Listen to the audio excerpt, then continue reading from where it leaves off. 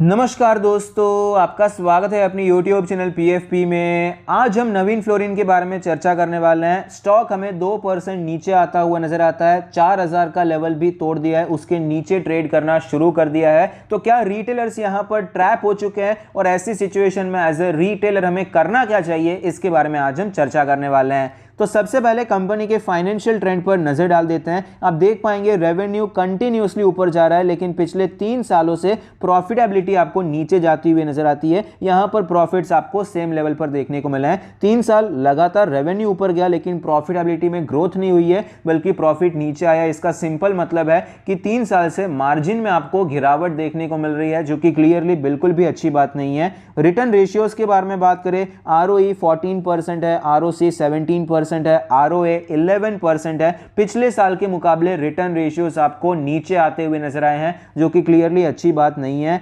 Leverage ratio के बारे में बात करें, डेट टू इक्विटी 0.06 है, इंटरेस्ट कवरेज रेशियो 207 का है। तो लेवरेज रेशियो तो अच्छे नजर आते हैं, ना के बराबर कर्जा है। इंटरेस्ट कवरेज रेशियो भी काफी अच्छा है। शेयर होल्डिंग पैटर्न के बारे में बात करें, टोटल प्रमोटर होल्डिंग है 29.4%, जिसमें से 0.91% प्लेज है। Mutual fund 19%, other DIA 3.5%, FII 20%, retail and other category में 28% की हिस्सेदारी है। शेयर होल्डिंग पैटर्न बहुत अच्छा नहीं है, बहुत खराब नहीं है। एक तो प्रमोटर की होल्डिंग कम है, उसमें भी थोड़ी बहुत प्लेज है। इंस्टीट्यूशंस का इंटरेस्ट अच्छा खासा है, लेकिन रिटेलर्स का इंटरेस्ट भी बहुत ज़्यादा नजर आता है। तो शेयर होल्डिंग पैटर्न में रीसेंट ट्रेंड के बारे में बात करें तो प्रमोटर की होल्डिंग आपको कम होती हुई नजर आती है। म्यूचुअल फंड खरीद रहे हैं, अदर DIA खरीद रहे हैं, FII बेच रहे हैं, रिटेलर्स भी बेचते हुए नजर आते हैं। तो रीसेंट ट्रेंड में आप देख पाएंगे फिलहाल यहां पर आपको मिक्स्ड सिग्नल्स देखने को मिल रहे हैं। वैल्यूएशन के बारे में बात करें, 70 का PE रेशियो है, जो कि हिस्टोरिकली हायर एवरेज साइड पे है। प्राइस टू बुक रेशियो भी 10.62 एवरेज साइड पे है। सेक्टर के मुकाबले अब भी आपको काफ़ी ज़्यादा महंगा देखने को मिल जाता है। तो वैल्यूएशन बहुत महंगा नहीं है, बहुत सस्ता नहीं है, लेकिन प्रीमियम वैल्यूएशन पे स्टॉक ट्रेड कर रहा है।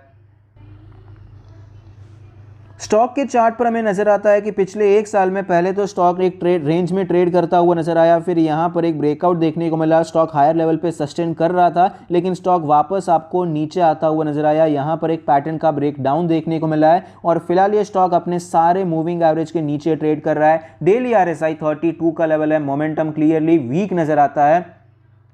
इंपॉर्टेंट लेवल्स के बारे में बात करें, अगर हम डेली चार्ट पे सपोर्ट और रेजिस्टेंस निकालने की कोशिश करेंगे, 4170 के आसपास हमें एक रेजिस्टेंस देखने को मिल जाता है और हमारा सपोर्ट 3800 के करीब मिल जाता है। वीकली चार्ट पे चलते हैं। वीकली चार्ट पर भी आप देख पाएंगे 4150 से करके 4200 का जो जोन है, बहुत ही इंपॉर्टेंट रेजिस्टेंस अभी बन चुका है। इसका रीजन सिंपल है, क्योंकि यहां से आपको एक अच्छा ब्रेकआउट देखने को मिला, तकरीबन 1 साल का कंसोलिडेशन, उसके बाद ब्रेकआउट, फिर हायर लेवल पे सस्टेन करके ऊपर जाना चाहिए था, लेकिन ये लेवल वापस तोड़ दिया है। सपोर्ट के बारे में बात करें तो यहां पर अगर सपोर्ट देखने जाएंगे 3500 के करीब सपोर्ट नजर आता है। पहले ये रेजिस्टेंस बना था, फिर आपको सपोर्ट की तरह ये काम करता हुआ नजर आया और स्टॉक में रैली देखने को मिली थी। ये ट्रेंड लाइन भी आपको नजर आएगी। इस हिसाब से भी स्टॉक अप्रोक्सीमेटली इसी जोन के आसपास 3500 3600 के आसपास हमें सपोर्ट नजर आता है।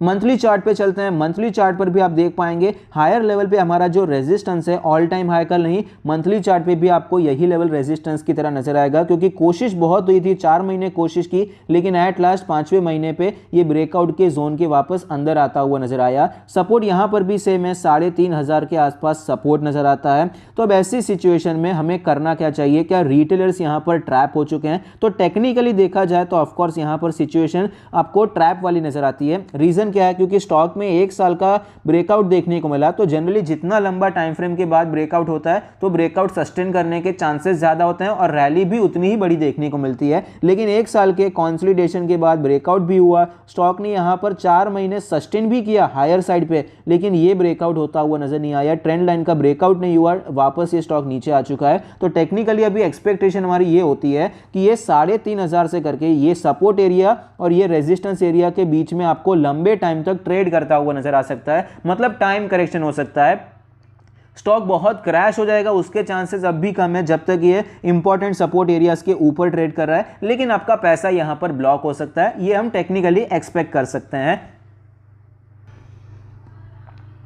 अगर आपको याद होगा तो हमने यहाँ पर खुद अटेम्प्ट भी किया था स्टॉक में खरीदारी का कि भाई स्टॉक में एक अच्छा ब्रेकआउट देखने को मिला है, तो स्टॉक में हम यहाँ पर खरीदारी अटेम्प्ट कर सकते हैं जब भी ये ब्रेकआउट देखने को मिले। सपोर्ट लेवल पे थोड़ी बहुत खरीदारी अटेम्प्ट कर सकते हैं, छोटे स्टॉप लॉस के साथ छोटी क्वांटिटी अभी में एंटर कर सकते हैं, लेकिन स्टॉक अभी नीचे आता हुआ नजर आता है। तो यहाँ पर स्टॉप लॉस हिट हो चुका है, एग्जिट कर देना चाहिए। अगर अभी आपने नहीं भी किया तो अभी भी आप एग्जिट करने के बारे में सोच सकते हैं।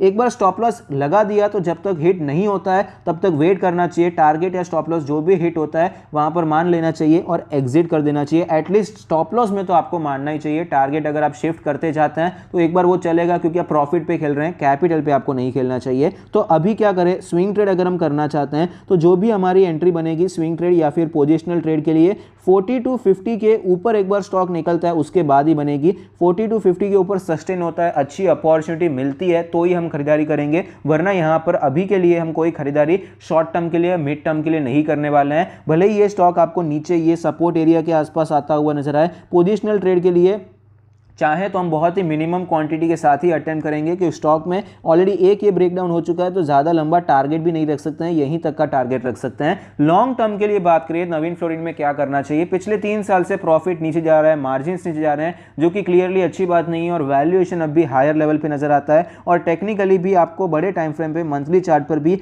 एक कंफर्मेशन ऑलरेडी देखने को मिल गया है कि भाई स्टॉक में अभी टेक्निकली भी वीकनेस है, स्टॉक कंटिन्यूसली ऊपर जा रहा है। अब देखिए स्टॉक ने बहुत ब्यूटीफुली परफॉर्म किया है, स्टॉक एकदम आपको अच्छा परफॉर्म करता हुआ नजर आया, थोड़ा कंसोलिडेशन में गया, फिर से बहुत अच्छी रैली दिखाई, लेकिन फिलहाल एक कंफर्मेशन ये आया है कि स्टॉक में यहां से ब्रेकआउट हुआ, लेकिन वो ब्रेकआउट एरिया के अंदर आ चुका है, वापस इसी रेंज में आ चुका है। तो ये पहला कंफर्मेशन हो जाता है कि स्टॉक में अभी स्ट्रेंथ बहुत ज़्यादा नहीं देखने को मिल रही है। तो लॉन्ग टर्म के लिए भी मैं तो यही प्रेफर करूंगा, क्योंकि यहाँ पर फाइनेंशियल्स भी थोड़े से वीक होते हुए नजर आए, तो प्रेफर मैं ये करूंगा कि स्टॉक 40 to 50 के ऊपर जाए तो ही मैं स्टॉप लॉस के साथ काम करूंगा। फर्क इतना रहेगा, बिना टारगेट के काम करेंगे जब तक स्टॉक में मोमेंटम अच्छा है, होल्ड करेंगे, जब मोमेंटम खत्म हो जाता है वहां से एग्जिट करेंगे। इस हिसाब से हम लॉन्ग टर्म के लिए भी काम कर सकते हैं। आई होप आपको ये वीडियो पसंद आता है, कुछ सीखने को मिलता है। Thank you, stay happy, happy investing.